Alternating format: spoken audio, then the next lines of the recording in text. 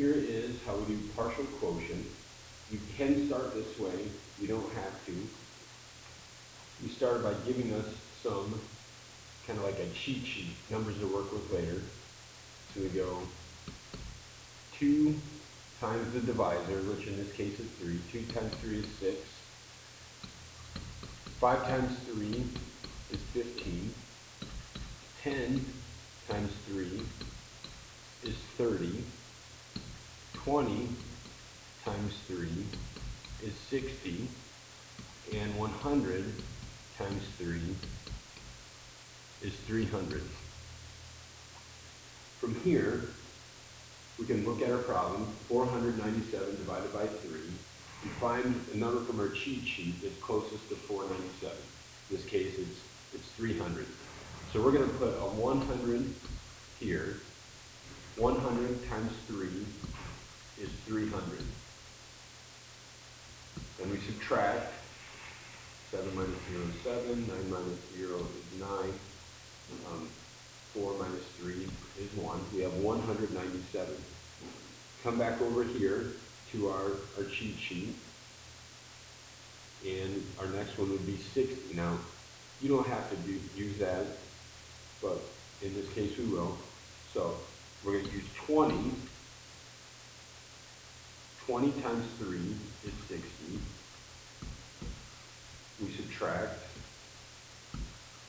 and we get 137. And again, we can use 60.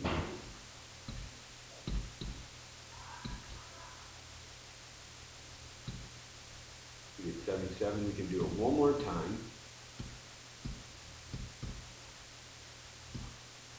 77 minus 60 is 17. When we come back to our cheat sheet, our closest number is 15. So now we're going to have 5 times 3 is 15. We'll subtract. Subtract and get 2.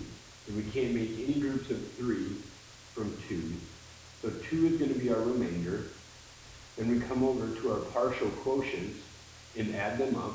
100, 120, 140, 160, 165, remainder 2.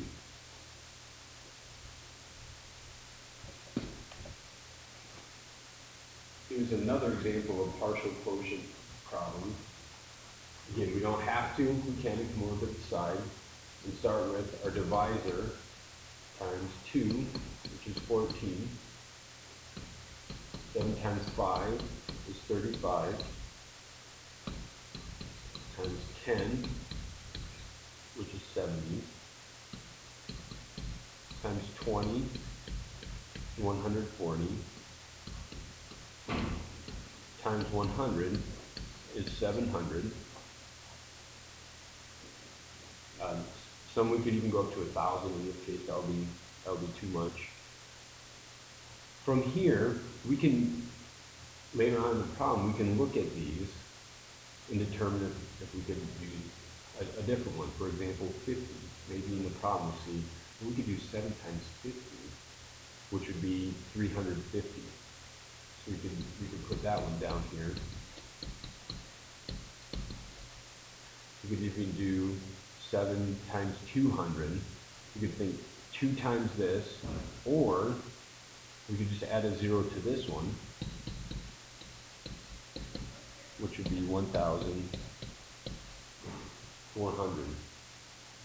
We have a lot of options with our cheat sheet. We can make it as small or as big as we want, or we don't have to use it at all. So we'll come over to our problem, and on our cheat sheet, the biggest number we have is in 1,400. So we'll start our partial quotient of 200. 200 times 7 is 1,400. After we multiply, we'll subtract.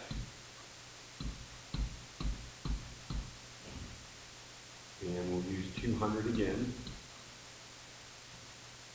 200 times 7 is 1,400.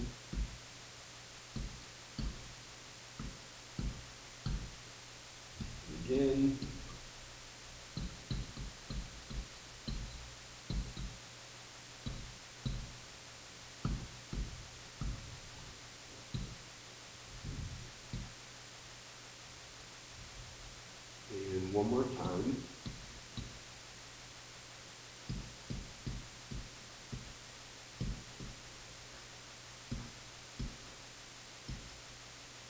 So we're at 386.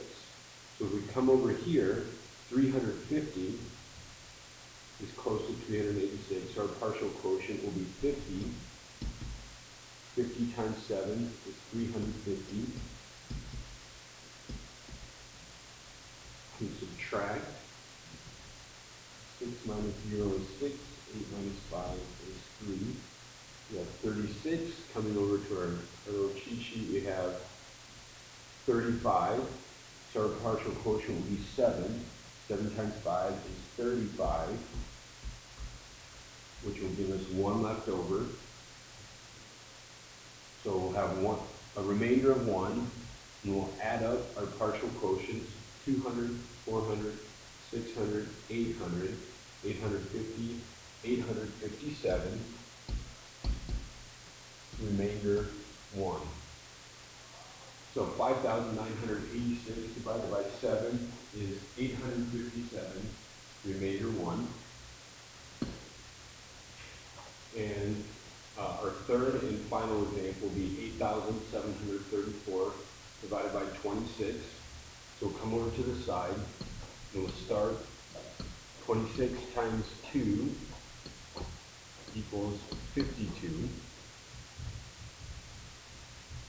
And then I'm going to skip and do 26 times 10, which is 260. And we'll go back to 26 times 5.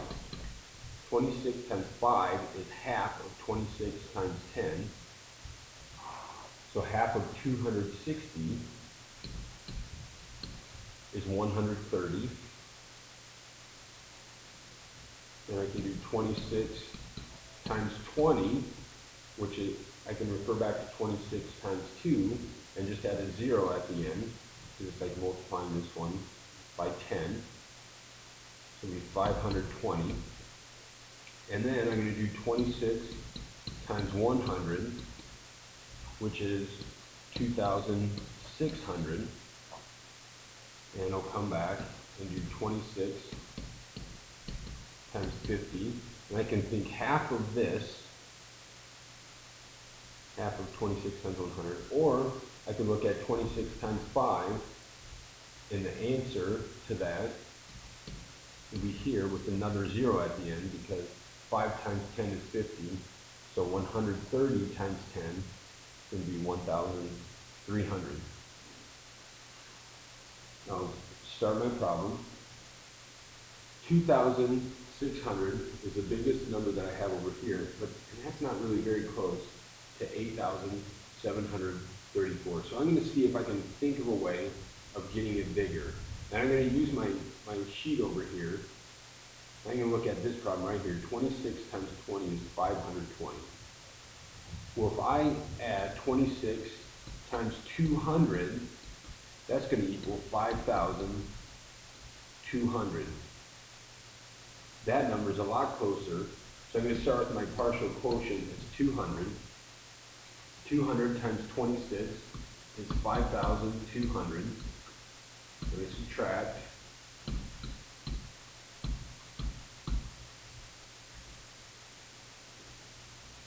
This one's too big, but the 100, 26 times 100 works. So my partial quotient will be 100. 100 times 26 is 2,600. I subtract 3,500 minus 2,600 is 900, 934. My closest number here would be 26 times 20, so my partial quotient is going to be 20. 20 groups of 26. And I have 520. 414. I'll go to, next one will be 10.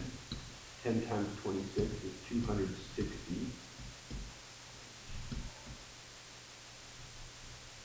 And I'm going to borrow here. So 130 254. We have 5, a partial quotient of 5. 5 times 26 is 130. I subtract, I have 24. I cannot make any more groups of 26 from 24, so 24 is going to be my remainder. Now add up my partial quotients: 200, 300, 320, 330, 335. Remainder, 24. If you have any questions, don't hesitate to send me an email. We will be going over this again in a few days. And I also sent home a packet for Unit 4 with study link answers in it, if that's to help you